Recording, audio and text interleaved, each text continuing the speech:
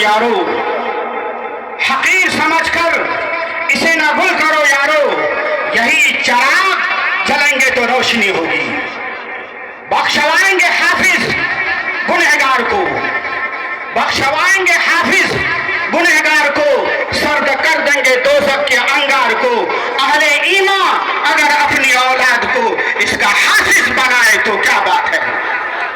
इस बावकार इजलास की निजामत फरमा रहे रफीक गिरामी हजरत अक़दस मौलाना मुफ्ती खालिद हबीब साहब दामद बरकातुहुल आलिया, और इस बावकार इजलास की सदारत फरमा रहे सदर ज़ीवकार पीर तरीक़त हजरत अक़दस मौलाना अब्दुल मन्नान साहब दामद बरकातुहुल आलिया, और कर्नाटक की सरजमीन से तशरीफ लाने वाली शख्सियत साहिब ज़ुहद व तक़वा, साहिब इल्म व अमल हजरत मौलाना मुफ्ती इफ्तिखार साहब दामद बरकातुहुल आलिया, और इस इदारे के शहदाइयों, बुजुर्गों, नौजवानों, मुझे सिर्फ 2-4 पैगाम के साथ आपसे रुखसत होना है। इससे पहले कि मैं अपना पैगाम आपके सामने रखूं, मैं आपसे वादा लेता हूं कि आप वादा कीजिए कि जो कुछ सुना है या जो कुछ सुनेंगे इंशाअल्लाह उस पर अमल करेंगे। हाथ उठा करके वादा कीजिए। इस वादे के बाद बुजुर्गों, मैं पैगाम के तौर पर आपसे 2-3 बातें अर्ज करना चाहता हूं। सबसे पहला पैगाम, सबसे पहली अपील आपसे ये है कि बुजुर्गों, नौजवानों और जिला अररिया के कईयों नौजवानों, आप शख्सियत की कदर कीजिए। किसकी? बोलिए, शख्सियत की कदर कीजिए। आपके दरमियान जो उलमा है, आपके दरमियान जो हुफ़ाज़ है, आपके दरमियान जो फज़ला है, आप उनकी कदर कीजिए। कदर की निगाहों से उनके देखिए। आज ये दारुल अररिया बैरगाछी के नाज़िम हज़रत अक़दस मौलाना शाहिद हसन साहब और दिगर असातिज़ा, अमाला, अराकीन की कुर्बानियों का नतीजा है कि आज 99 हुफ़ाज़े किराम के सरों पर आज उलमाए उम्मत के हाथों दस्तारें बांधी जाएगी। ये कौन लोग हैं? ये आपके तैयार के उलमा है, ये आपके तैयार के फज़ला है, ये आपके तैयार के असातिज़ा है, जिन्होंने कुर्बानियां दे करके, जिन्होंने भीख मांग करके आपके बच्चों को, कौम के बच्चों को, समाज के बच्चों को हाफिज बनाया है। इनकी कुर्बानियां हैं। तो इन कुर्बानियों के नतीजे में हम आपसे ये कहना चाहेंगे कि बुजुर्गों, भाइयों, नौजवानों, इन उलमाए किराम की, इन असातिज़ा की आप कदर कीजिए। कदर की निगाहों से देखिए और कदर मंज़िलत की निगाहों से देखिए। आप इनको कदर की निगाह से देखिए और कदर के साथ इनको बुलाइए।